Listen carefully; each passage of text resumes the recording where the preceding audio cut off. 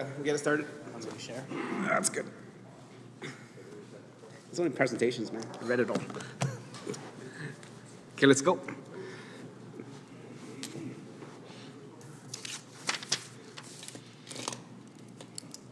If you hold it right in your nose, right? If you hold it at the right angle. Okay. Yeah. That was Stony playing.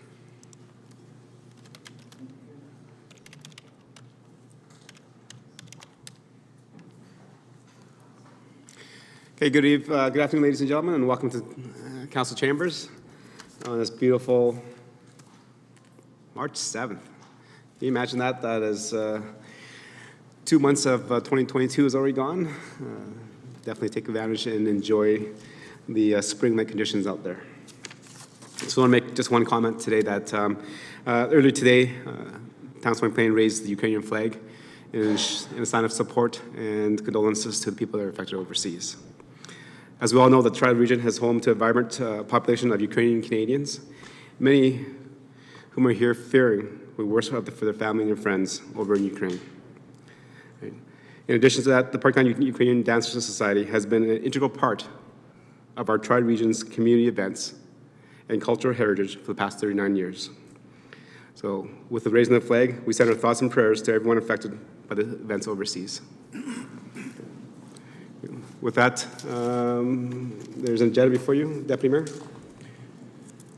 Yes, thank you, Your Worship. The Town Council will adopt the March 7th, 2022 Governance and Priorities Meeting Agenda as presented. Okay. Thank you very much, Deputy Mayor. Town Manager, anything to add? No, Your Worship, not at this time. Okay, call the question. All those in favor? And that's carried. Moving on, next is a public input session. This is the time that we allow residents to address council on anything that's not on the current agenda. Administration, has anybody registered to provide input at this session? Your Worship, we have not been made aware of anyone registering for the public input session. Okay, thank you. Does anybody in the gallery like to speak to council on anything that's not in the current agenda? Okay, see none. We do not have any presentations or delegations today, so moving straight on to our business items is 5.1 is the 2021 asset management update. Administration, go ahead. I know we have a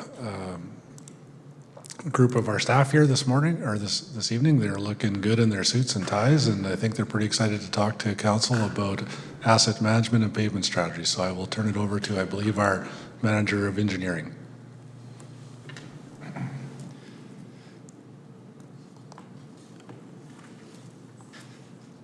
Thank you, Town Manager.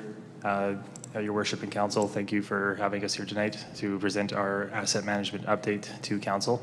This has been a project that we've been making slow but steady progress on, and we're excited to give Council some updates as to our progress.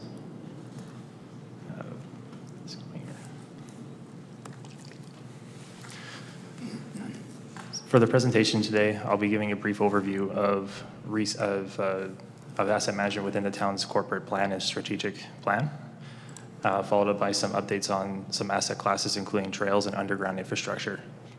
I'll then be discussing some terminology related to asset maturity levels, followed up by an update on progress related to the Federation of Canadian Municipalities Asset Management Grant that Council approved in March of 2020, followed up by next steps and questions, should there be any from Council.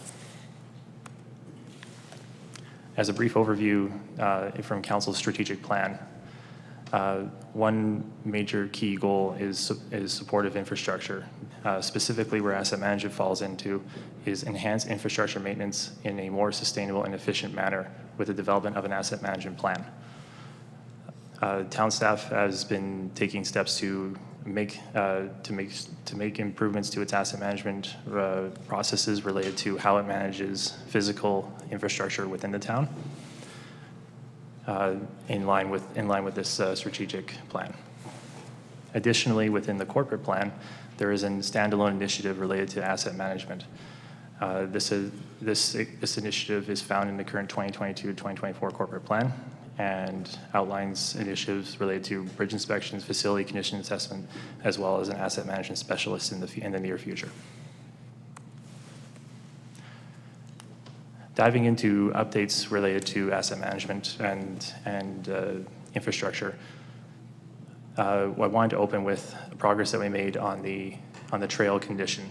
So as town council is aware, the town owns a great deal of walking trails that travel throughout the town of Stony Plain, is utilized by many of our residents. Not unlike roads that was presented to the town council in 2020, this required in order to address the condition of the trails, town administration engaged with some research into different criteria and investigations that we could apply to the trail assets. With this research being completed in 2021, we then coordinated our information with the town's GIS coordinator and created different layers within the town system, and further process this to provide a condition report related to the trails. How this was done is pardon me, I got tripped up there. Using town staff and resources, we sent out town staff along trails using bikes and a GPS system. The survey took approximately 3 weeks throughout the summer months and was completed in early August. You may have even seen this particular staff member riding around town on his bike. What was collected from this project was a snapshot of different trail conditions throughout the town. On this slide, you'll see several examples of different trails that were found in our inventory. On the far left, you'll see a rating of 7, which is indicative of a good trail. This trail isn't necessarily new. It does have some weathering, some slight cracking, and you can see along the edges some edge loss. But by and large, it is a good, full-functioning trail that we would consider to be in good condition. In the middle, you'll start to see it's a trail example of a fair condition, which means that there is some cracking, some distortion starting to happen, maybe in some vegetation along the inside, but we still consider this to be a fair condition trail based on the criteria that we researched. And on the far right, you'll see a trail that's in poor condition. And this is attributed to significant potholes, raveling, in some case distortions and ponding along the trail section. So what did we do with all this information? Well, we put it into, we took all these condition criteria based off the amount of lane lengths and condition and assembled them into a normal distribution to create this chart. In essence, we were able to see how many kilometers of trail we had in poor, fair, and good condition along the entire inventory. You'll notice on the far right that there's a large sum of the inventory that's in a condition rated 10, which is excellent. These trails are predominantly located along the 779 corridor, 628, and Veterans Boulevard. So in essence, a lot of that 10 is recently constructed trails that only just came online very recently, with the rest being older inventory trails that have fallen into different categories or years that they were constructed. On the far left, you'll see that there are the 2023 plus construction candidates. These are the trails that we consider to be poor condition and would be a focus for any future capital planning. To show this information a different way, this is a map of the current trail network, along with the conditions in different colors based off of the chart that was shown in the previous slide. I'm not going to go over this extensively, but again, highlighting the sections that are in 10, you can see if you go up the Highway 779, Veterans Boulevard, and including a section that was rehabbed last year off of 44th Ave, you can see the predominant green with varying levels of green and yellow depending on newer areas and older areas. Shifting gears a bit, the next focus of our work in 2021 was focused on underground infrastructure, specifically sanitary, storm, and water infrastructure. This was an extensive desktop exercise, meaning that there was a focus on not fully on external investigations, more on town records, such as as-built. We were looking for different attribute information within the as-built. Specifically, a focus was age, location, and material type, as this information allows town staff to make better capital planning decisions and start to focus efforts on asset management throughout the underground. There were other information that we were able to collect off as-built depending on the year and type of information available. A focus tonight, though, is age, location, and material type. The next few slides are going to showcase maps of these different infrastructure. And while I won't be going in detail into each map, I will be providing a few highlights for council's benefit. The first map in front of you is the Sanitary Sewer Map. As you can see, in areas that are newer, such as Westera and Silverstone, you see a predominantly green color. This indicates that they're in years ranging from 2000 to 2020, depending on when they were built. On the flip side, if you go into places like Old Town, Oakview, St. Andrews, you start to see more oranges and reds, and this is more indicative of age. I want to highlight and underline that this is not an indication of condition, it is an indication of age, as we haven't done a condition assessment of the network within this inventory. Shifting to the water map, you'll see a similarity to the sanitary map, as in most developments, sanitary and water services are installed at the same time. So there is a lot of overlap in age in the age distribution within these maps. There will be some slight differences depending on if there's maintenance records that were available to us that indicate that a line may have been changed or updated. But there is a lot of symmetry between the water and sanitary maps for color purposes. This changes when we get to the storm map, which is now in front of you. The storm sewer, or the storm system map, pardon me, you'll see it shifts quite a bit from the previous two maps, and this is because parts of Stony Plain utilize an overland drainage system in lieu of an underground drainage system. And before you was the underground. So you can see in places where, such as Old Town, Oakview, you'll start to see some underground system that's also supported by an overland drainage function. And in the newer areas, you start to see, as our municipal development standards change, we started having more and more underground installed, which has more greens involved with their age distributions. Staying on topic with the storm system, we are now, before you is a map of all culvert locations. In 2020, council was given an update that through our asset management investigations that we have found 286 culverts in the town's inventory. In 2021, we were able to provide an update that we do in fact have 353 culverts within the town, which includes 30 of them being bridge culverts and 119 being culverts with catch basin manholes. This is to say that these are culverts that directly connect to a catch basin lead somewhere along the system. For reference, these culverts did not just materialize, but through our inspection processes and updated practices, we now have an understanding of not just their location, but their condition as well, thanks to the inspection efforts of our staff.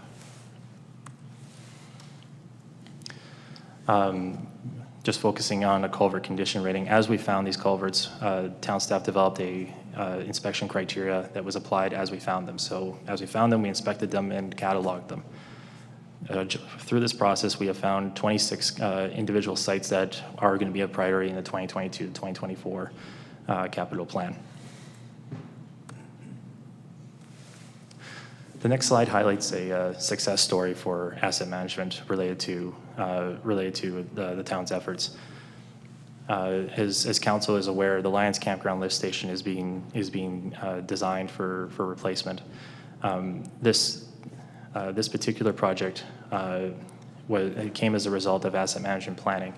So it was able to identify that not only were there maintenance issues within the asset itself, it was identified to be in poor condition from inspection, as well as being undersized. As a result, town staff were able to highlight this as a priority for capital planning and bring it forward to council before it became a failure or any other issues may have resolved from it. This also allows us to engage with the stakeholders of the site early on to address concerns that may be with the project, which we are currently undergoing. And just to highlight thanks with the timing that we've had to do the detailed design, before you was a overview map of the North Business Park lift station and the potential new site as we are considering moving it further north. This is again in detailed design right now.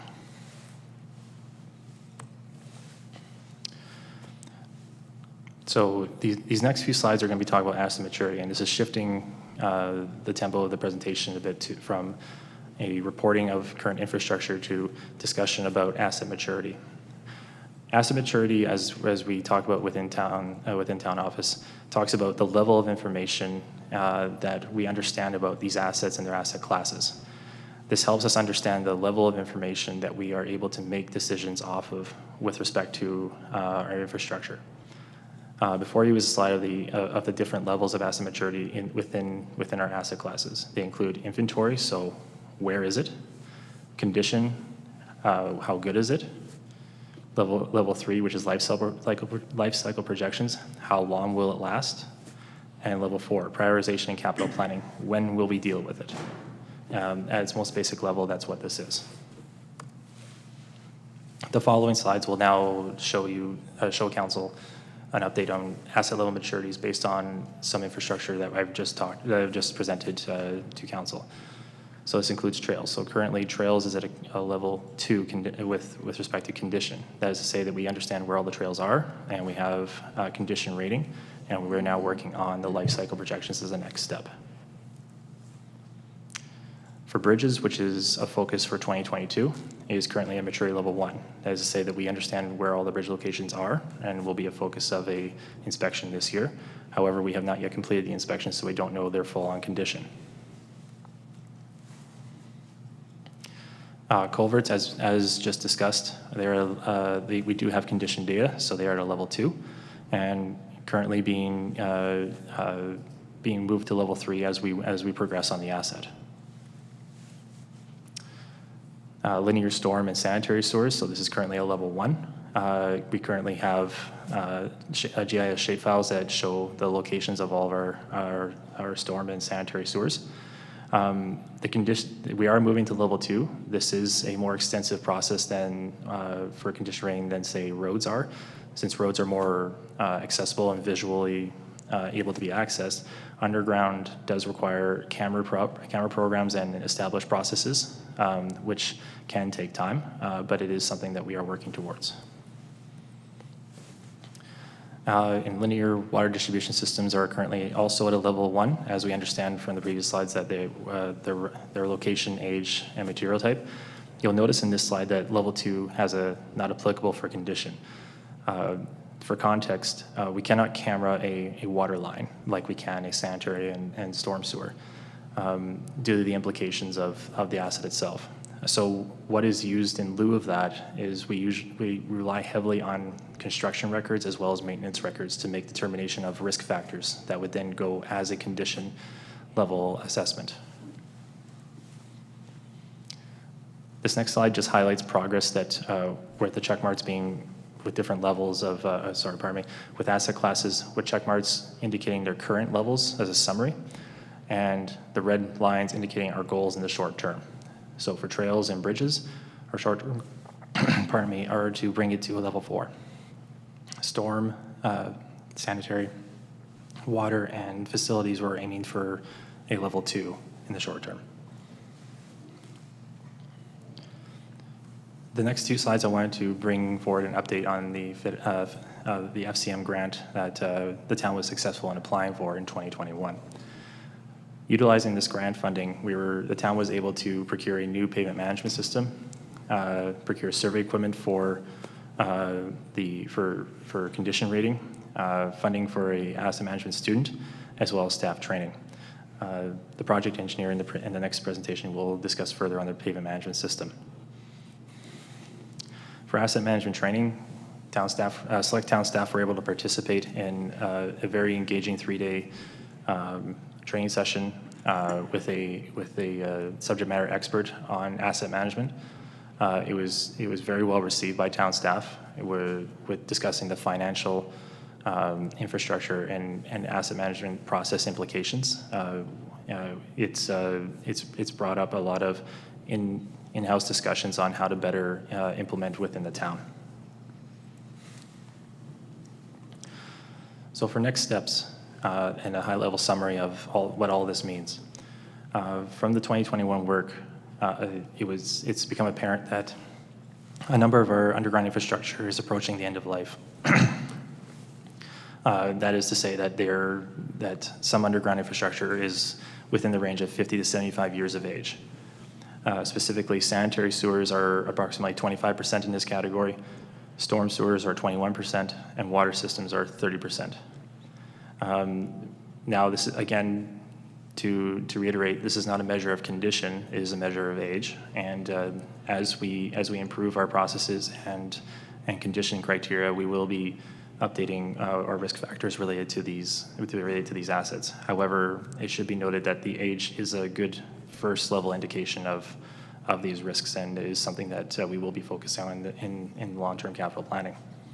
Additionally, as we mature our assets and our asset understanding, work is being done to help prioritize projects so that we minimize interruptions in level of service to the residents. So this includes utilizing current master plans such as flood mitigation, water and sanitary master plans, road programs, flood mitigation programs, and trying to ensure that we're tackling as much as we can in projects and making best use of town tax dollars within our programming. The next few slides are to give council some of the results from our investigations. Specifically, these next two pictures come from the town's central trunk investigation and preliminary design work, just to show the results of the camera program. So these slides that I'm showing here, the first photo is from the central trunk, just along the line, and then this was a connection point to one of the manholes that was found during the project. This highlights the need for regular inspection, as when we know about these things, we can start making meaningful capital plans for council to address these. The next slide is related to bridges. So the slide before you is of Rotary Park Bridge. Now, while we haven't completed formal bridge inspections of all the bridges, last year town staff had to go to the Rotary Bridge for a separate inspection. And while there, we happened to take the time to do an inspection of the abutments just to make sure everything was okay. And what we found was that the abutments did indeed have some significant wear and tear on them. We did call out an independent engineer to help determine next steps. This has presently been tendered recently, and we do have a plan to address this in early summer of 2022. But this does highlight, again, the need for regular inspections amongst our infrastructure. Additionally, with respect to condition rating, there's a focus on facility assets in 2022, specifically to create a facility condition index related to town town facility assets. A facility condition index is very similar to a pavement quality index, in the sense that we are trying to take several different facilities and put them up against, take different qualities and metrics related to their function and condition, and get them down to a numerical value that we can compare, similar to what we do with roads. This is done through visual inspections and can be done and will be done with an external consultant. Pardon me. For council's benefit, in this slide, we do have some stats related to some of the town's facilities. You can see here we have some facilities from Glen Hall Arena being age of 72, all the way down to town office being 16 years. So each facility services different reasons for the town. A pool will have different considerations than an arena, than the town office will, and they all need different resources to inspect. These are things that we are considering as we do the Facility Condition Index program. Other considerations as we move forward, as I reiterated at the beginning, in the corporate plan, there's presently an initiative for the bridge inspections and Facility Condition Index, as well as a new asset management specialist in 2024. Beyond 2024, there is plans to improve asset management software, as well as when the asset management specialist comes to the town, a focus on asset management planning, levels of service, and state of the infrastructure reporting to council. These documents allow for council and administration to provide good dialogue on expectations and levels of service that council expect with the dollars that are available, as well as give updates on our current infrastructure and asset management plans. So to close, there's been great progress made on the asset management project here at the town. Lots of very good data has been collected in condition assessments, lots of good momentum among town staff. The next steps in this are to now integrate the information that we are finding into capital planning, but also continue momentum into other assets so that we can bring up those maturity levels and bring forward confident programs to council for the consideration.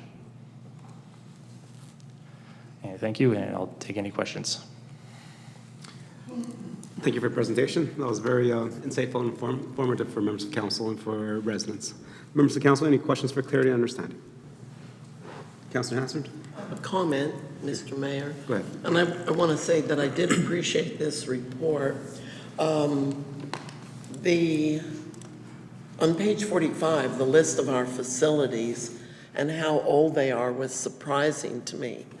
I've lived here for 30 years. I don't think of some of these facilities as being that old, but I really appreciated seeing that, because even though we've done different projects through the years to upgrade and put new life back into these facilities, and goodness knows this is only a part of our facilities, I just really appreciated being able to see it really clearly.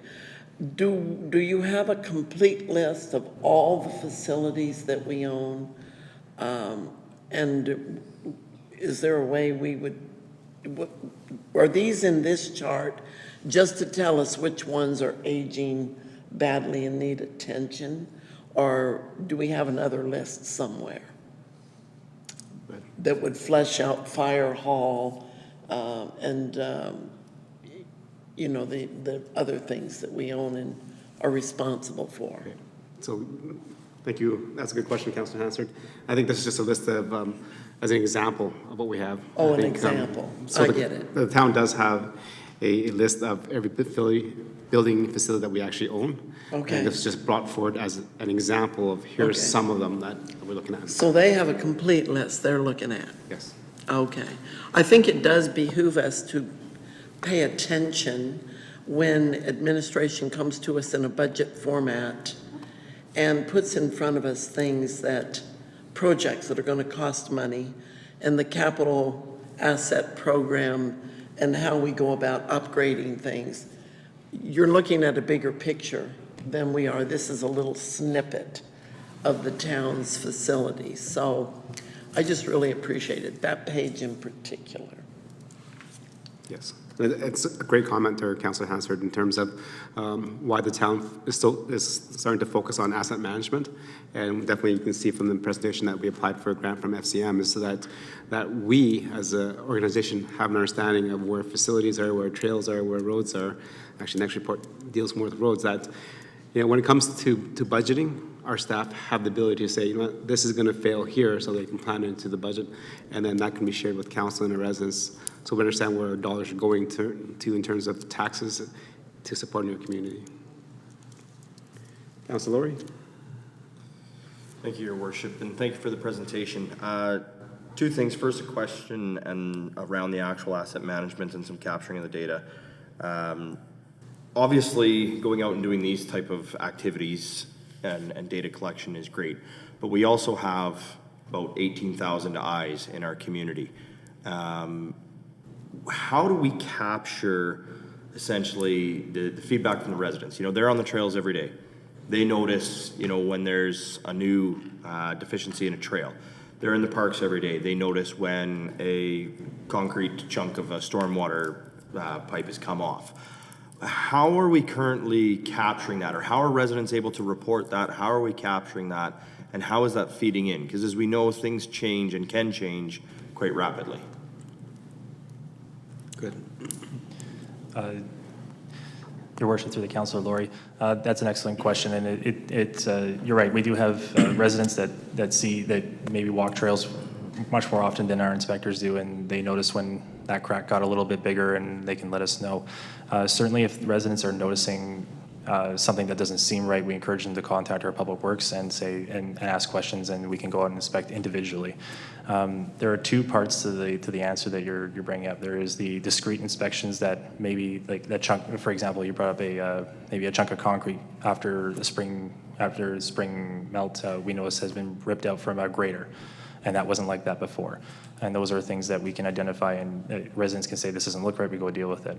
But then there's network level inspections. So what a network level inspection brings is consistency throughout the network as to what an issue is. That isn't to say that a chunk of concrete missing isn't seen by everybody as the same level of urgency. However, a crack that might be an inch wide versus a crack that's half an inch wide may be seen by two people very differently.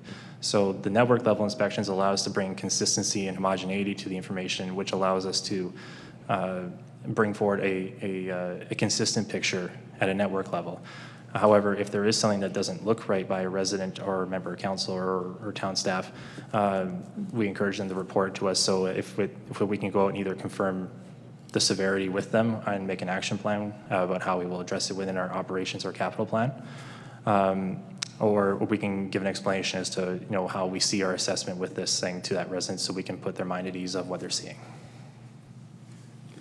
Thank you, and I think that's it's an important part, and I mean, it's aside from just trails, again, we're going to talk about the roads right away, and all of our parks, everything like that. I think we really need to focus on how can our residents get that information back to us, because they are a huge asset for us in understanding the condition of our town. You mentioned the network level for that comparison, and I completely agree, and I was very happy to hear that. But what I didn't hear is how frequently that cycle of a network level assessment will be done to determine the change in condition. Through your worship to Councillor Lori, again, very good question. Each asset needs inspections at different intervals. So for roads, for example, we try and target every 3 years, and that's identified within our road program. Some other assets can go longer. For example, while we haven't inspected sidewalks, I'll just use sidewalks as an example. It's typical standard to go 5 or 7 years, for example, because the status of those sidewalks is the type of material type. They can last a little longer, and they don't typically change as quickly. We haven't done sidewalks here at the town yet. That's just an example. Another one could be, for example, bridges. Certain bridges have different inspection cycles depending on use. While the town doesn't have any of these, a highway bridge has a requirement of every 23 months, I believe, versus a bridge culvert will go as much as 43 months. And that's to say that the reason they have those odd numbers is so that you're inspecting in different seasons, so say winter or fall or summer, so you can see different things. And those are prescribed by best practices. And it really depends on the asset class you're talking about for those regular inspection cycles. As part of this program is to identify what each asset needs at its individual level, so that we're not over inspecting, but we are inspecting in line with the risks that we expect with that asset. Underground infrastructure is a notoriously difficult one to do, because it requires resources to go underground, do cammering, reporting, and then assessing the information you're bringing out. So those can take longer to get through a network than your roads, for example. So it's an understanding also like what the expectations and risks of the assets are, and what we as a town expect for level of service. Thank you. And your worship, my second question, if I may. So thank you. You mentioned the FCM grant that we received, which obviously it's fantastic when we can access other monies to help us along. The municipal asset management program does allow for multiple applications or second-time applications. Have we applied for additional funds through that grant, or are we planning on applying for additional funds through that grant to assist us with continuing this work forward? Through your worship, the Councillor Lori, this is our second successful application, for this grant. We are presently still in the grant process. We haven't yet closed this current grant process, so we have not reapplied. you are correct, we can reapply. Reapplication gets harder the more times you are successful. There's more emphasis on improving your asset maturity, as we outlined here, with respect to FCM's criteria. There's also an expectation that as the agency accesses this grant more and more often, that we're sharing our experiences with local agencies. One way that we do that is participating in the Infrastructure Asset Management Alberta Conference and sharing our information. In fact, the town will be sharing some of its progress this year with the IAMA. We would be taking a look at the grant as it comes out each time and seeing what we can apply for within our plan to make sure that we're maximizing our chances to access those extra dollars. Excellent, thank you. And I think it just goes to show the quality of the work that's being done as well, if we're going to be able to be used in I can't remember the acronym that you stated, but the conference to present our results to other municipalities to show the value that we see in it. So appreciate the work, thank you. Deputy Mayor? Yes, thank you, Your Worship, and thank you for the presentations tonight. Very, very good. I do have a bit of a concern with a comment that was just made here just in discussion. I'm wondering what mechanism you're going to put in place. You talk about a 3-year or 5-year or 7-year or 20-year replacement or a maintenance program. That's good based on a perfect world that we don't live in.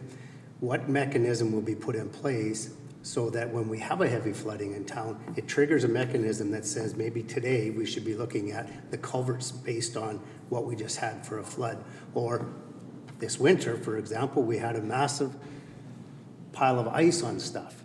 And most of the winter, when we tore stuff up, it probably deteriorated a number of sidewalks more than it would in a 3 or a 5 or 7-year period. Is there going to be a mechanism in place that triggers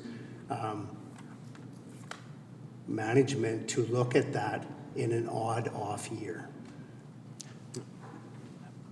Through your worship to Councillor Plechko.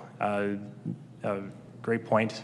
Certainly we, as part of this process, we do try and align other capital programs within our asset management process. Now, what I heard you say was you brought up flood, and I assume that you're referring to our flood mitigation plan, which outlines a number of different projects and initiatives that that the town would have to take on to improve our drainage flows within certain flood issues. As I was mentioning in the presentation, there's alignment with master plans with certain work that we would try and align. Say there is a culvert condition that aligns with the flood mitigation, that would be of interest for us to align both those projects together. However, like you said, if there's one that just isn't functioning right now and it's burdensome to just general operations right now, that would be something for us to consider with our condition criteria and master plans, and say maybe there's more urgency to move this up in priority. I'm talking hypothetically for this scenario. I don't know if there's a specific one that you might have, but we certainly try and align the urgency and priority of our information available so that we're addressing things promptly within the plans. Supplementary to that, so I'll be a little bit more specific. So let's say we just had a flood that's a 1 in 100 year. We've gone out and we've just done an assessment, which is based on the 5-year program that you have there. However, we had 2 100-year floods, which may have deteriorated other things other than what we had looked at in that first prior. So what in our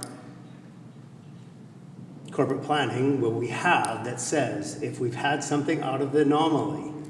So if we're looking at a 5-year period of looking at something, but we've had 2 massive floods in a short period of time, how do we get out of that 5-year? Because a lot can deteriorate a lot further in the 5 years based on that flood that we just had. So there needs to be a bit of a mechanism in there. I can appreciate that there's a time frame, but certain things happen in that time frame that should trigger something that says we better get out there and have a look, so that we don't have a $500,000 project become a $2 million project. Through your worship to Councillor Plechko, yeah, very good point. If there was an extreme event such as the 2 1 in 100-year floods, like I said, we have the master plans that indicate these are pinch points, and we also have the condition criteria that would say, okay, we know these culverts over here are probably in poor condition already, or maybe these ones are in medium condition. We might consider in that circumstance going to do an additional maybe interval inspection just to address the ones that are problems in our inventory already and see indeed if they have gotten worse. If it was a particularly extraordinary event, we may even consider just upping the inspection cycle based off the observation that you just brought up in this scenario.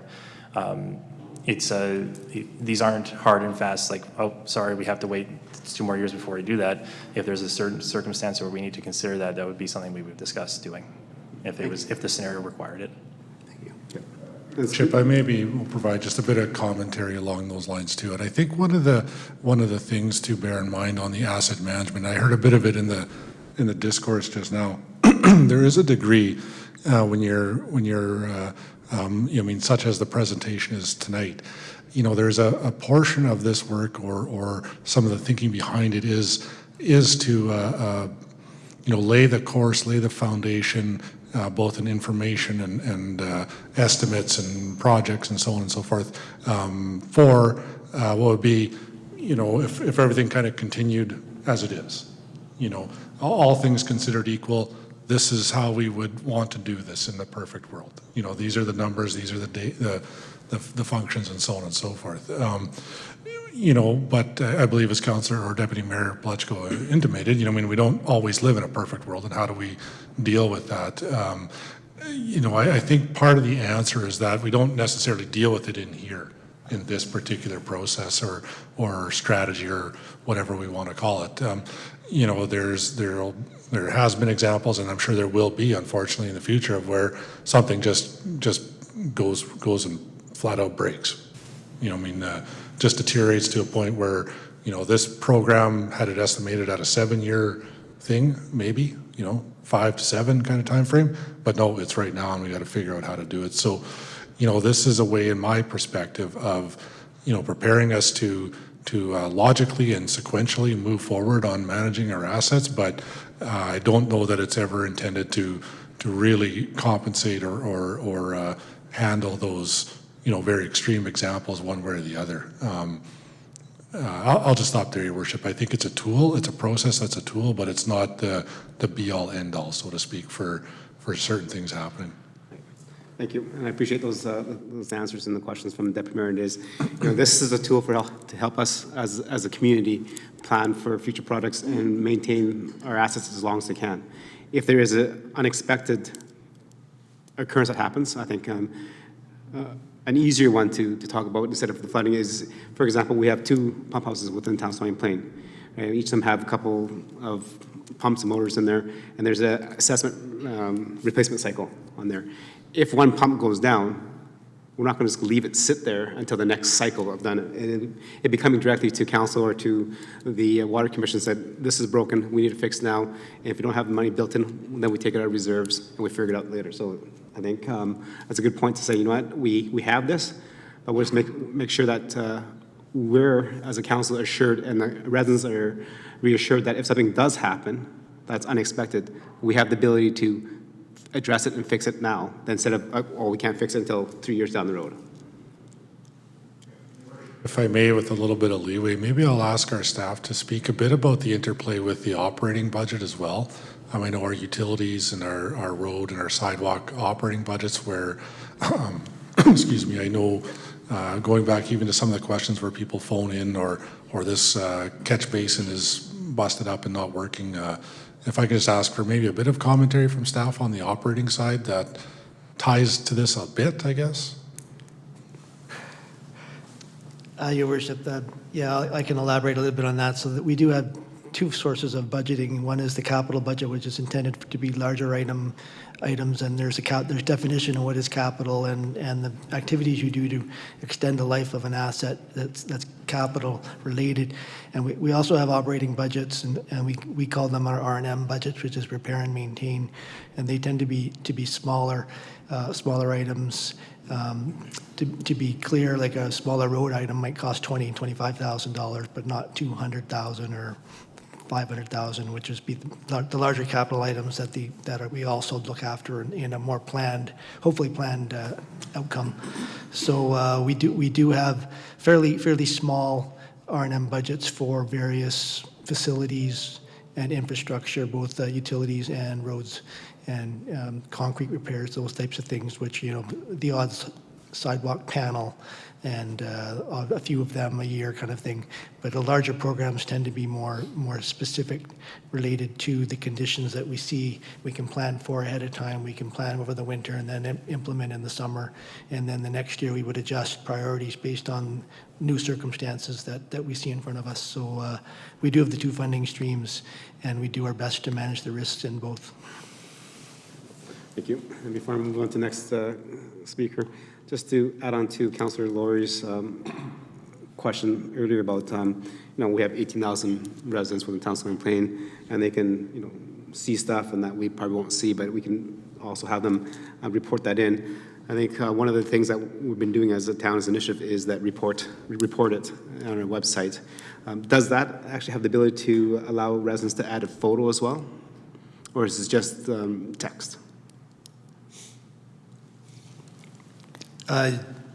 Your Worship, I'm not sure about the photo. I don't know if we have the ability to tell us where it is and what the concern is, and a drop-down menu of the concern. And I don't believe we can attach photos at this time, but I could be corrected on that one.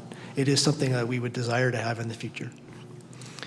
But yeah, the report of concern is on our website is an effective portal to tell us where there are problems, and then they get funneled into our operations group, who then will go and look at them and determine on a priority basis what the action would be and when would be appropriate to take care of it. Okay, thank you. Councillor Meyer? Yes, thank you, Your Worship, and through you to administration. First, I'd like to say thanks for the report. During your presentation, it was mentioned the vast underground assets we have and the slightly more complicated process of assessing their condition. So my question is in regards to the underground cameraing program. Is that equipment that we own? Is that assessments that we can do ourselves, or is that something that we have to hire to get that work done? Through your worship to Councillor Mayor, for this level of investigation, we would have to contract it out. Okay, anything else, Councillor? Members of Council, any other questions, comments? Councillor Anderson, go ahead. Thank you, Mr. Mayor, and again, thank you for the presentation. There's a lot to consider when it comes to asset management, and quite a thorough presentation you put together for us, which is fantastic. I'm going to pick up just a little bit on Councillor Meyer's questions about the underground infrastructure. In the presentation, we had mentioned, I think, between 21 and 30% is kind of at the end of its usable life, depending on whether that's water, storm drain, or otherwise. And as we kind of look through, the numbers that I was able to pull, you know, within that 50 to 75 years would be, you know, 25 kilometers of sanitary sewer, 30 kilometers of water, and 15 kilometers in terms of storm, suggesting it's nearing the end of its life. There's been a few things noted in terms of capital priorities around trails and culverts. You know, do we have a timeline when we can expect that life cycle projection to be completed on the underground infrastructure as well? Through your worship to Councillor Anderson, this is as stated in the asset management initiative, we do have the cameraing program in there. This would be something that we'd be aiming to do in the coming years. We would it would depend on the level of funding that we are supported with to complete in the time frame. Yeah, I appreciate that. Thank you. So my question is, or second question is, considering you know, the challenges and the difficulties and the potential for larger concerns to come out of, you know, sanitary sewer, you know, main breaks and those sorts of things, is this something that we need to prioritize sooner? You know, we're talking 2022, 2024 corporate plan with some of the more visual things, you know, and if this gets pushed down the line, now we're not 50 to 75 years, some of this infrastructure, you know, potentially is 75 to 80 years old, which I think opens up the potential for some bigger concerns. And so I know without, you know, having those reports in front of us, it's hard to predict what could happen. But I just worry a little bit with the significant amount of underground infrastructure that's already at the end of its life, and, you know, still being a number of years down the road before we start to look at the repair and maintenance of those things, so. Go ahead. Your worship, through you to Councillor Anderson. So there's going to be a road presentation right after this one, and of course, the roads is quite easy to see the age from driving around. Most people realize when a road is past its prime or reaching the end of its some of its life. So the roads being a very expensive infrastructure to look after, we're focusing initially on the underground sewers and the roads, which we believe we will have to dig up, so that we kind of do the assets in the right order.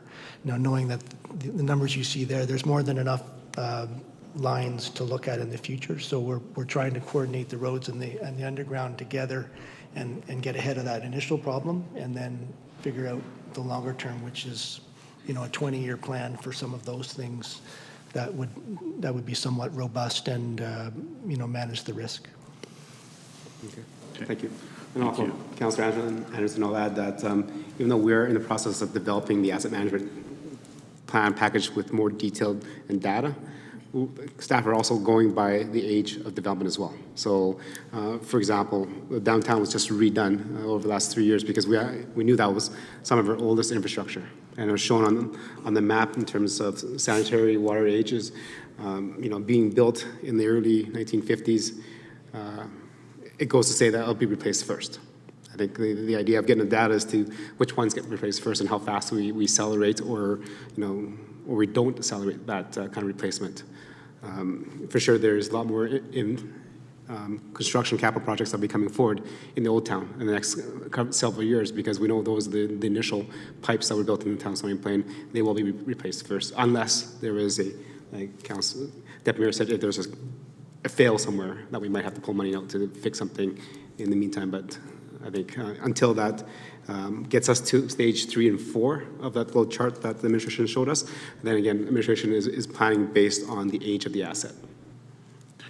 Okay, perfect. I appreciate that. Just to make sure I understand for clarity. So until this, we move to stage 3, where we kind of have that longer term plan, the decisions that are being made now are based on the age of the neighborhoods, which allows us to assume that the infrastructure there probably is the greatest priority in terms of replacement or repair. Yeah, actually, a perfect example of that is on page 24, Councillor Anderson. If you look at page 24, you see Old Town is quite red because a lot of the underground infrastructure was built in the early 40s, 50s, 60s. You can see that one green line, that solid comes right through, which is 52nd. Well, that was done because it was a replacement. We knew that it was falling. You can see that little green line that kind of goes south, which goes to the post office. So that was the second stage of the downtown development. So now here you would have the next 2 blocks turn green because that was part of the downtown reconstruction phase. And then therefore, from there, they will look at some of the older parts and then replace those until we actually have the actual data for everything. Perfect. Thank you. Any other questions for clear understanding? Okay. I have a question regarding the Rotary Bridge, as I kind of mentioned here. I'm very glad to hear that it is getting tendered out today. Definitely looking at the pictures, I wonder if it's safe to even walk on, just based on the way it's just sitting on the concrete foundation that was there before. When this is re-tendered, will we address the kind of the arc of the bridge? Many complaints of the arc is a little too high. I understand that when it was originally built, it was designed that way so that we can actually clear the ice and flood it, but we're not doing that anymore because of the safety reasons. So we'll be able to adjust that so it's a little more user-friendly for everybody. Your Worship, the bridge, the rehab project for the Rotary Bridge is only to address the abutments. At this time, we're not changing the arc or the overall aesthetics of the bridge. Okay, so the replacements is just for the footings and foundations, so it's secure. And regrading the slope so drainage flows around it properly. Yes. Okay. Thank you. Go ahead. Make that clearer for us. Are they saying the bridge will not be replaced, only the underneath portions. Correct. So the sloping around the bridge will be regraded so the water goes into the pond instead of settling underneath where the foundations currently sit. With the current, if you've been there a few times, actually I had the privilege of actually painting that bridge with my Rotary Club as part of, yes. And I was actually hung upside down painting that down because of the constant freeze and thaw cycle in that area that has caused some concerns in terms of the footings. That is going to be addressed so that it will be secure and safe. This winter, or maybe last winter, town staff also extended the ramps of the bridge, so which made it a little more user-friendly for the people that are having the ability to walk. People to ascend and descend off that bridge. Currently now, it is easier than in the past because of the staff have built a little more of a ramp. Okay. A question regarding the culverts. I understand one of the things that we heard from the flood mitigation reports and how to take care of some of the issues there was because there were some pinch points at different culverts. I know there's a few grants that are floating around in terms of storm water grants out there. Is the town looking at applying for those to help us accelerate the storm replacement of those culverts? Your worship, so there was a resiliency grant that the town has applied for the flood mitigation works in Whispering Waters Creek.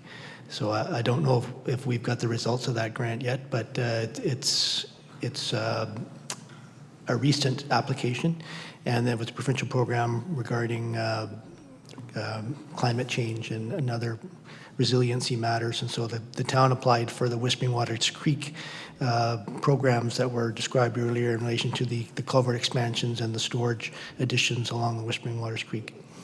Okay, thank you. And then just to bring everybody's attention to the map where it says the storm map, the presentation mentioned this, is that in the older parts of this town, flood mitigation was done overland, so it had to go someplace else besides going underground or going to a storm pond. And the majority of the flooding issues that we've had over the last couple of years, especially when we had the 2 100 floods in 8 days, was mainly in the older parts of town where we did not have the proper, I wouldn't say proper, but it's just different storm management. Back in the days when it was built, we did not build storm management into the ground. We did not build it into storm ponds, and that's the issues that we're dealing with. And I'm really glad that we do have a report, and administration is addressing those as we continue to redevelop Old Town South. Thank you. Okay, that's it. Thank you. Any more questions, comments? Okay, see none. Councillor Anderson for the motion, please. I move that town council accept the 2021 asset management update for information. Thank you. Members of council, any questions, comments, and debate on the motion? To accept for information. Seeing none, call the question. All in favor? Okay, and that is carried. Okay, let's take a little quick recess before we come back to 5.2, please.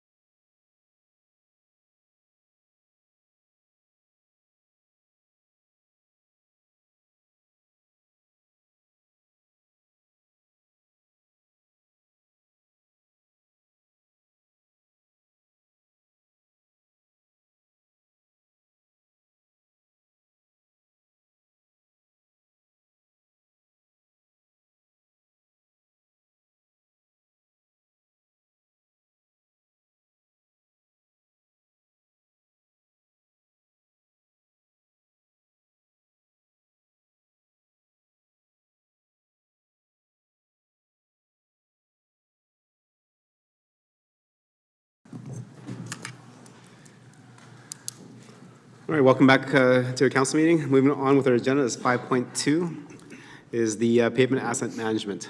Go ahead, administration.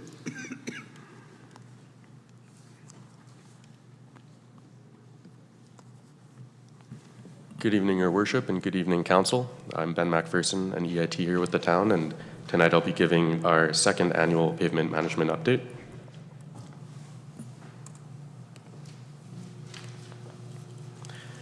So a bit of a presentation overview. First, I'll give a review of the last presentation that was given to Council back in October of 2020. Then I will go over the 2021 pavement management updates.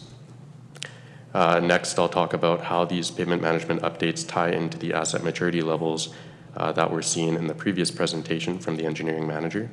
And then I will go over the network present status updates and our 2022 road program.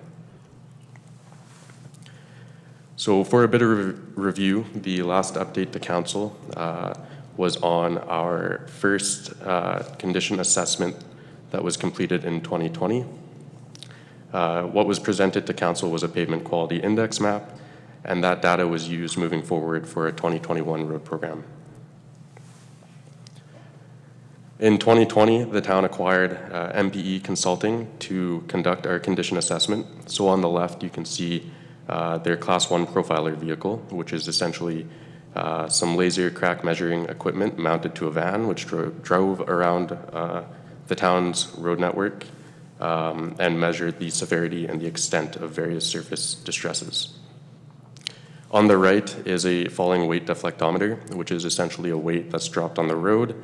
And then our deflections are measured at various increments, and that will in turn calculate a measure of the strength of the roadway.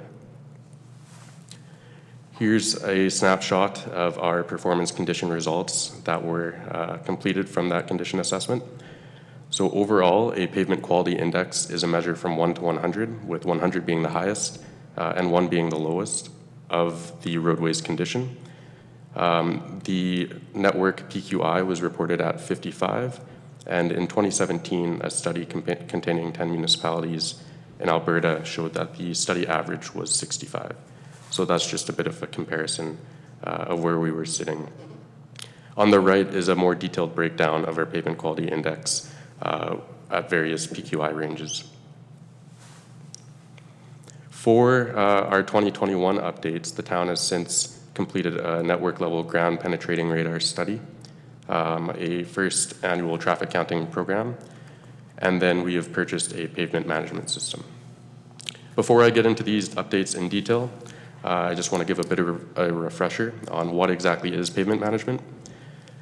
So pavement management is the practice of optimizing the condition of a road network while maximizing the dollar value. And in simpler terms, it's all about choosing the right treatment for the right road at the right time. If you look at the left, you can see a standard pavement management practice.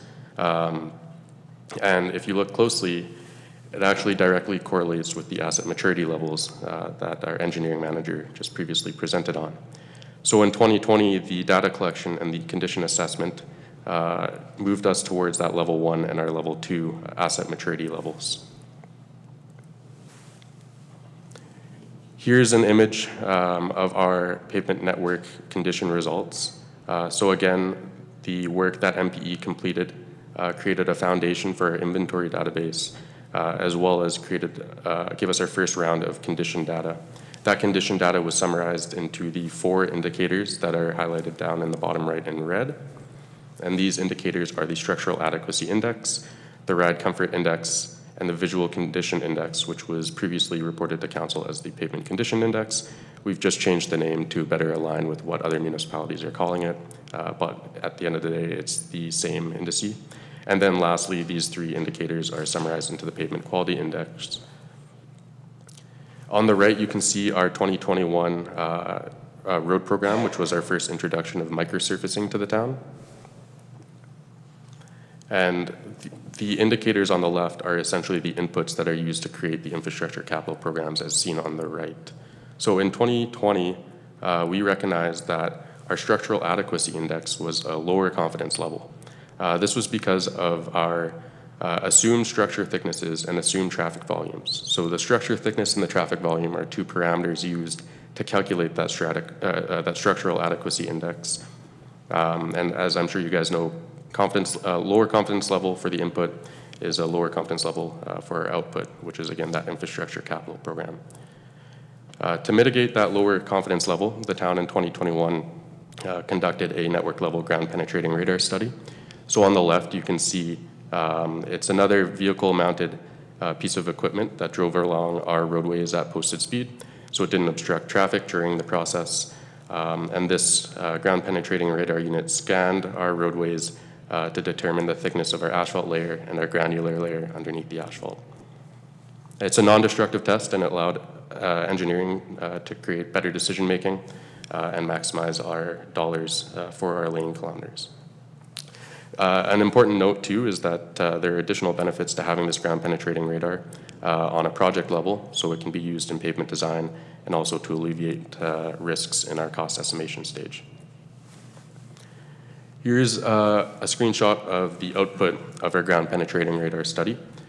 So you can see that there are a lot of individual geodetic points showing the various depths of our road layers. And at the same time, as a value added, we were able to create a georeferenced imagery database, which is essentially like another Google Street View, but more up to date, so that we can continue our planning in the winter when you can't see the roads. In addition to the ground penetrating radar, we also completed our first annual traffic counting update. So this was done through the purchase of 4 Armadillo traffic counters, and our engineering summer students set these up on a week-to-week basis. The results of the traffic counting program can be found on the town's website, and it also has additional benefits such as being used for future transportation master plans and any traffic safety assessments. So now, with using measured values rather than assumed values for that structural thickness and the traffic volumes, we have a more increased confidence level in our structural adequacy index, again, which in turn equates to an increased confidence level in our infrastructure capital program. And you might have noticed here that we're jumping from a level 2 of condition to level 4, our prioritization and capital planning. And so what we've skipped over is the level 3, that life cycle projection. Now in 2020, this was completed by our consultant because the town didn't have the in-house softwares to do this ourselves. Moving forward in 2021, we then purchased a pavement management software called Road Matrix. Road Matrix is used by a number of different municipalities in Alberta, some highlights including Alberta Transportation and the City of Edmonton, and this was purchased through the FCM Asset Management Grant. What exactly is Road Matrix? Road Matrix is a data repository that has two-way linkage with our geographic information system. So essentially it can import all of the physical properties of our roadways while also inputting unit rates, maintenance history, our every 3-year condition surveys, and our network updates on a year-to-year basis. And then we're able to output network projection deterioration curves, forecasted budget needs, and multi-year capital programs. So in the top right there, you can see an example of a generic deterioration curve. And this is just to give you an understanding of kind of the operation and the brains that are happening within Road Matrix. And then on the bottom right, you can see examples of pavement management funding scenarios. Again, this is a generic example and not specific to the town's road network. So with these 3 updates done in 2021, how do these apply to the level of asset maturities that were just previously presented on? Well, the ground penetrating radar and the traffic counting program, again, bolsters our inventory data and gives us a better and more accurate reporting on our condition data. And then the pavement management software, Road Matrix, allows us to do our own in-house life cycle projections, and then therefore more accurate reporting on our prioritization and capital planning. With these 2021 updates, our roads asset class has moved to that level 4 maturity level. With the level 4 maturity level, this was highly prioritized with our roads because of the significant size of the asset class and also the serviceability that it provides to town of Stony Plain residents. As a bit of an update for how our pavement quality index has changed since the last presentation. The last presentation we reported in, again, October of 2020, a PQI of 55. Shortly after that presentation, our consultants reached out to us with a correction in their model, and it was then seen that our PQI was actually sitting at 58.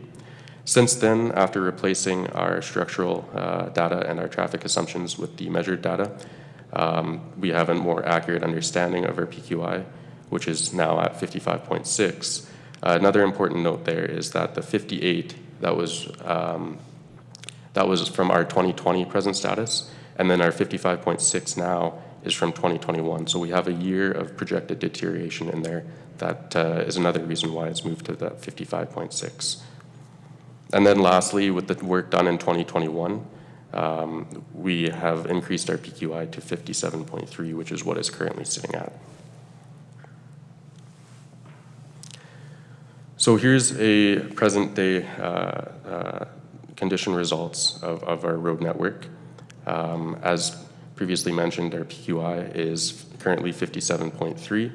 One thing that might have been noticed is that our paved road network total lane kilometers has increased from the previous slide from 189 to 197. We haven't actually paved any additional roadways. This change is simply due to a misunderstanding where a consultant thought that 79th Avenue was owned by the province rather than the town. So that's just been an update there.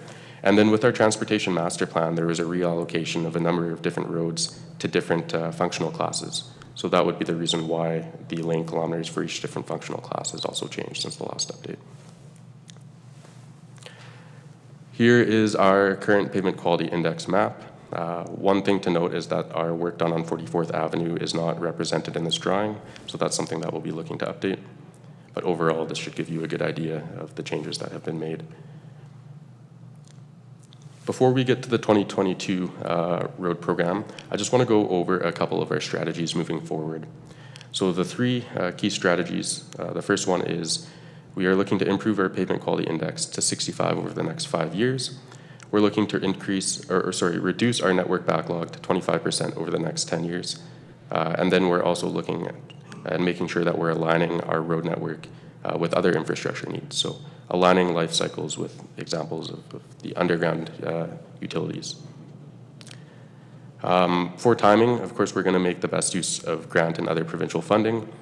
And in order to achieve these strategies and these goals, we're looking to have a higher focus on restoration and preservation treatments over the next 5 to 7 years. Now, what is meant when we talk about preservation and restoration treatments? This is just a bit of a refresher.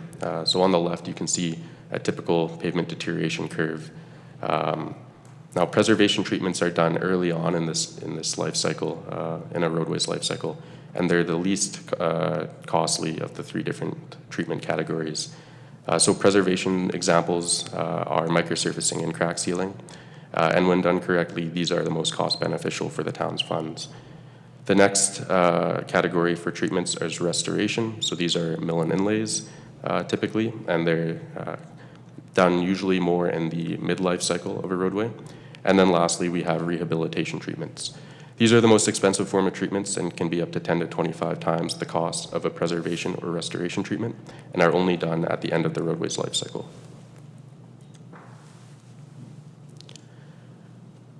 So there are currently 3 capital programs being used to address these road improvements. The first capital program is the Major Road Rehabilitation Program, which works iteratively and in conjunction with the town's normal road rehabilitation program. The Major Road Rehabilitation Program will focus on strategic road rehabs throughout the town to slowly address the town's backlog. The next road program is the Road Rehabilitation Program, which has been seen in the 2021 road program and will be seen in the 2022 road program. And this one has a higher focus on those preservation and restoration treatments. And then lastly, we have the back lane program. This one's currently unfunded, but it would be used to address the backlog of work done located within the back lanes. So here's our 2022 road program. As mentioned before, there's a high focus on preservation treatments and restoration treatments. So that's that microsurfacing and mill and inlays. Also highlighted here is our full depth reclamation candidate for 2023, and that's done through that major road rehabilitation program that was just previously talked about. For next steps, with these new tools and practices, the town is better equipped to align planned road work with other projects. Examples of these can come from the engineering master plans. The town is better equipped to recommend and prioritize available funding, track work history and maintenance, and create in-house knowledge and accountability for long-term programming. And of course, we are better able to track annual progress towards strategies and goals, and thus update council on that annual basis. So that's the end of the presentation, and happy to take questions at this time. Thank you for the presentation. Members of council, that was an update of our asset management for roads, or actually pavement, instead of roads, from a year ago, and then that was updated for 2022 and what's happening, some of the projects that are going forward. Questions and comments regarding the presentation?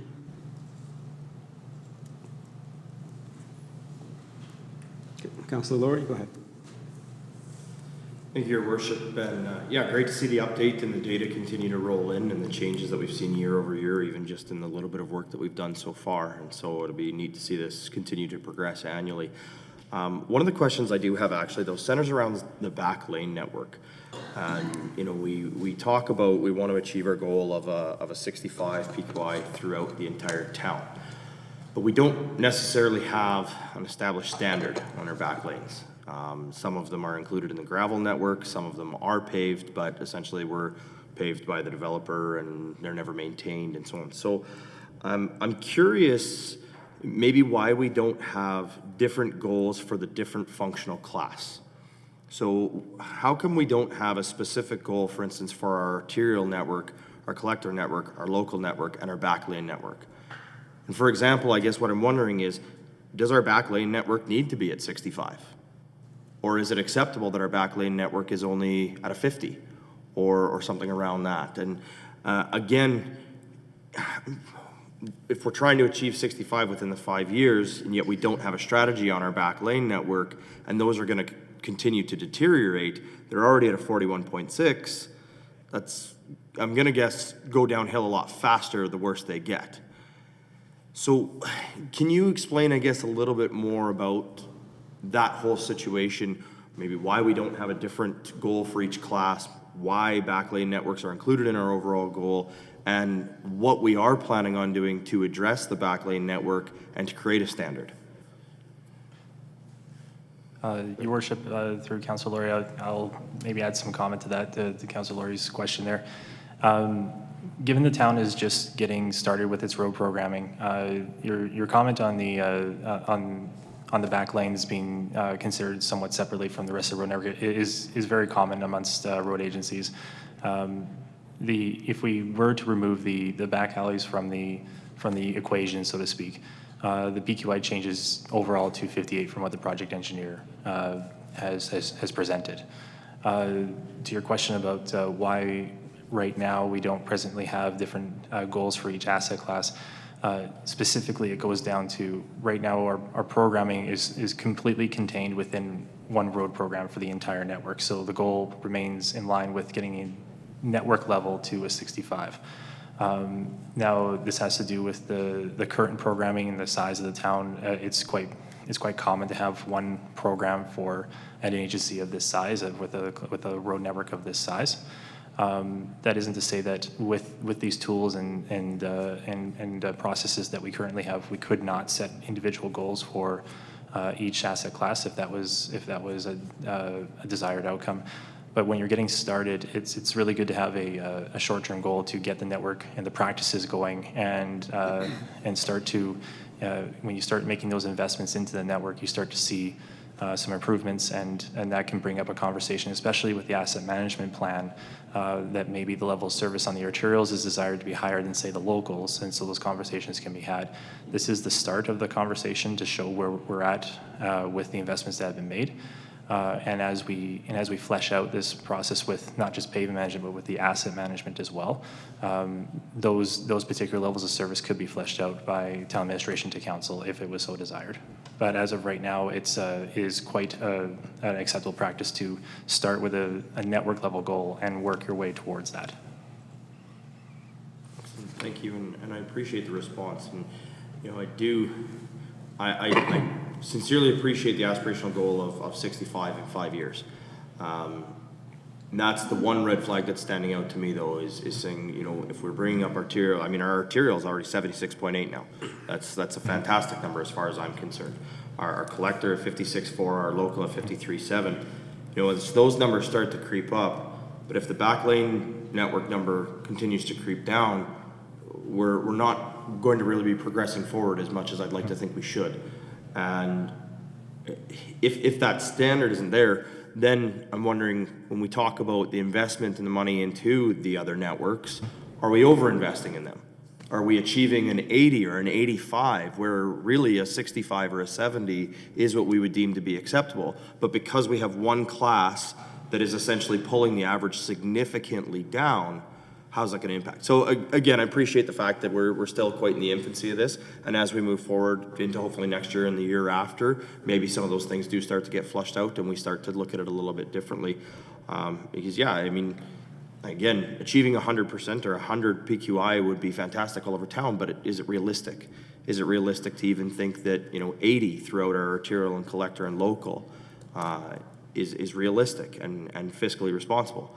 So interested to see how this progresses. Thank you. Your Worship, if I could just add some additional commentary to Councillor Laurie's comment. Another thing to keep in mind is as you progress down into different asset classes, especially into the collector, from arterials to collectors and collectors to locals, you start to see more reconstruction candidates. As the project engineer noted, those require more investment for shorter lane kilometers. So your point's well taken. Like, you know, we have to set realistic goals for each asset class of what we want to achieve, and within council's vision for this. As we're able to address roads that are in good condition and keep them preserved, and address ones that we can mill and inlay and do different treatments that are that maximize our lane kilometers with council's budget and vision. That's where, as we make progress on that, those conversations become a little bit clearer as to what we can achieve with our current momentum and where we want to invest more of that really well-earned funding from the town residents. Any other questions? Clarity? Councillor Meyer? Yes, thank you, Your Worship, through you to administration. I'm not really sure if it's a comment, but I was hoping maybe administration could speak to me about the micro sealing product that we've been using, and if there's maybe alternative products that might do the same job. And I mention that because while out campaigning, I had an opportunity to speak with a number of parents in the Silverstone area that expressed some concern regarding the roughness that the microsealing does.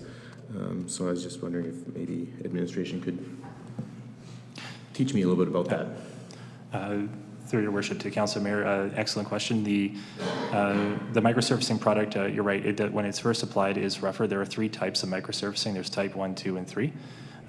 For areas such as Silverstone, where there's predominantly a lot of cul-de-sacs, we specify the type 2. The type 2 has 5mm rocks in it, and it's an application factor to get it on, to deal with the curves.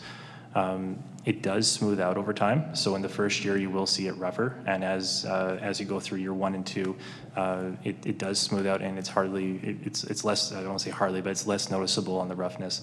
The benefits that it does bring is it does seal up the cracks from any micro cracking that may be occurring. The goal there is to prevent water from entering the road at its most basic level. You keep the water out. The more water you keep out, the longer you get the life of the pavement. The alternative products that exist, there are different seals. However, they actually can decrease the friction significantly. They make it more slippery, and so there are times to use those products in different applications, such as slurry seals and fog seals. However, it's what you're trying to achieve and for the longevity. And microsurfacing for this application does make the most sense. We are, it's something we work with our contracting partners to make sure that the quality of the product meets the spec that we are putting out, so we are minimizing the roughness to residents, but ultimately it does go down over time. Okay, thank you. Other questions?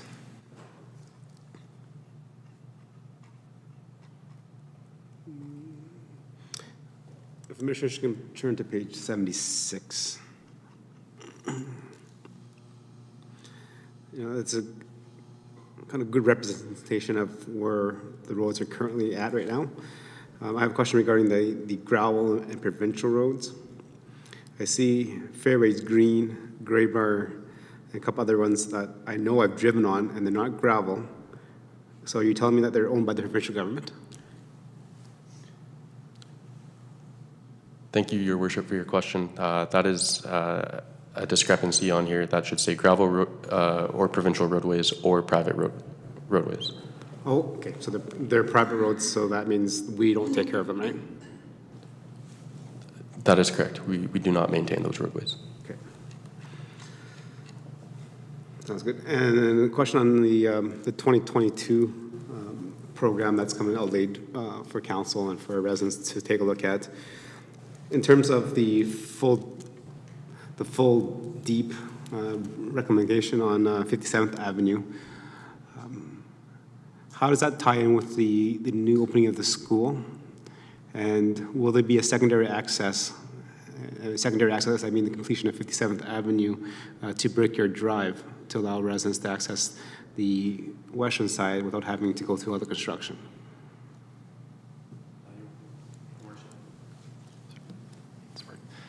Through your worship, for the full deck reclamation project, it would be aimed to be done off school season, so that to minimize any impacts to the school. For the residents, there, like any other road project, there would be some disruption in access, but it would be minimized as much as possible so that people could still access their homes during the project. Good. Thank you. And actually, turning to page 66 of the traffic count program, I think that was a great idea. I appreciated the ability to have our summer students to go out and place those monitors so that we have a good idea of how much traffic is going through and the speed.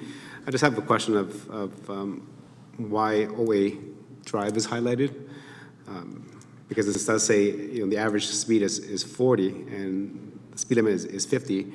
But we also know that's a school zone, so the majority of the time that people are driving through there, it's a 30 zone. So is there a reason why that one's just highlighted versus the other ones? Thank you for your question, Your Worship. There was no particular reason why this one specifically was highlighted. It was just to show an example of the information that we have available on the website. Okay. I appreciate that, and I do look forward to seeing the rest of the data. To me, it just seems like we're just highlighting, look, we're not speeding this road because it's 50, but the majority of the average is only going 40.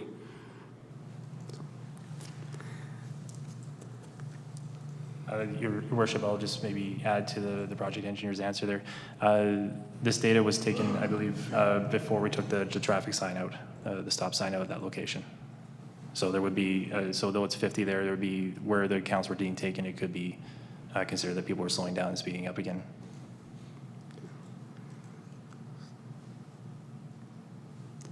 There's a stop sign removed there? I don't remember ever having a stop this sign is removed on Oatway Drive. Yeah. I beg your pardon, Worship, that's Oatway Drive. I thought we were talking about Bright Bank. That location, yeah, so this is just a measure of the average speed going through Oatway. So it's just what was measured during that time frame. Okay, and that was just, Yeah. and that's fine. My question is like, we know that says a school zone there, and so the average should be about 35, 38. I'm just wondering if there's a reason why that was highlighted in the diagram versus another place that, has 50 and we know it's 50 all the time. Okay. I can only, Your Worship, through Your Worship, through that time frame, that was October. I can only offer that's the measured values. I can't really offer a reason as to the averages that came out of there. Okay, no problem. Thank you. Any other questions for clear understanding? See none. Thank you very much for your presentation. It's very informative. Councillor Hansard, motion, please. town council accept the 2021 pavement assessment management update for information. Okay, thank you. Any motions or comments on the motion by Councillor Hanson? Debate? No. Before I call the question, I just want to thank administration for providing this. This goes a long ways in terms for council and for our residents to see what a proper asset management package can do for you, as we can see the condition of the roads, which roads need to be done first, and how we're going to address them to make sure that we keep them as long as we can, preserve them, and then replace them when it needs to be. And I look forward to having our other assets come to this point where we actually have good data to use to kind of solidify why we're doing the projects we're doing. Call the question, all in favor? Okay, and that's carried. Moving on to the agenda, number 6 and 7 is council information and council discussion. So anything that members would like to highlight to the rest of council or to bring to the attention of our staff. Councilor Lowry, we'll start with you. Thank you, Your Worship. Nothing much this evening. Just wanted to thank our administration and our facility staff. We had the Edmonton Metropolitan Transit Services Commission strategic planning session at Heritage Park this past week. The facility received rave reviews and accolades from our regional partners, so I was able to speak about the regional collaboration we have with the City of Spruce Grove and Parkland County in the construction of the facility and how well it served our area. So again, there was some great feedback, great comments given, and again, a huge thank you to our administration for that. Thank you. Councillor Loyens.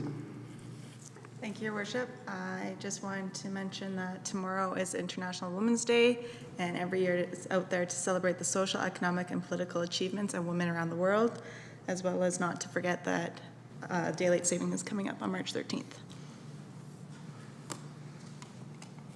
Thank you. Councillor Meyer, please.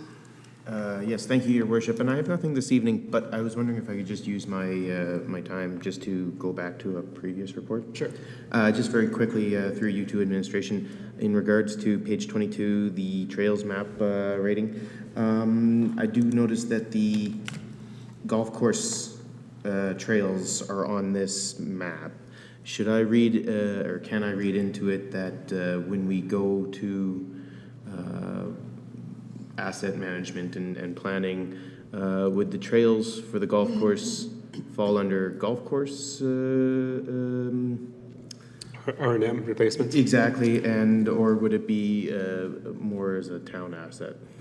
Okay. Well, that's a very good question, Councillor Meyer, and I think that goes to a question earlier that was kind of raised by Councillor Lowry, is like, definitely because it's gravel, it pulls down the whole index.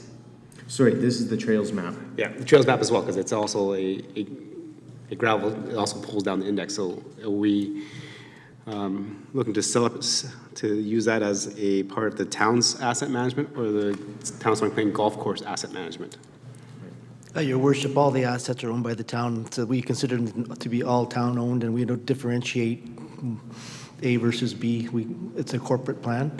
Of course, the gravel, the non-paved or asphalt surfaces are dealt with differently than the gravel ones, and but from an asset management perspective, the same process is used. The numbers you see in the report are for the paved asphaltic surfaces. Okay, and I think the question comes back to my mind is, for example, if the golf course wants to pave all the golf trails there, do they, the Bench Borough, pay off on their operations, or do we as a town, the Bench Borough, pay out of the tax base? I think that's what the question I think Councillor Meyer's getting at to, like, if we decided to pay that, because there's a lot of kilometers of trails there, how is that going to get funded? And I know we own it all, because we own the golf course, but is it funded through the operations of the golf course, or is it funded through the tax base? Your Worship, I'll jump in on that one. So, yeah, I think there's quickly two things here. So it's also an example of our engineering staff doing some work, call it what you want, you mean on behalf of the golf course, and understanding their assets out there and, you know, giving them the information and so on and so forth. So I think that's a good thing.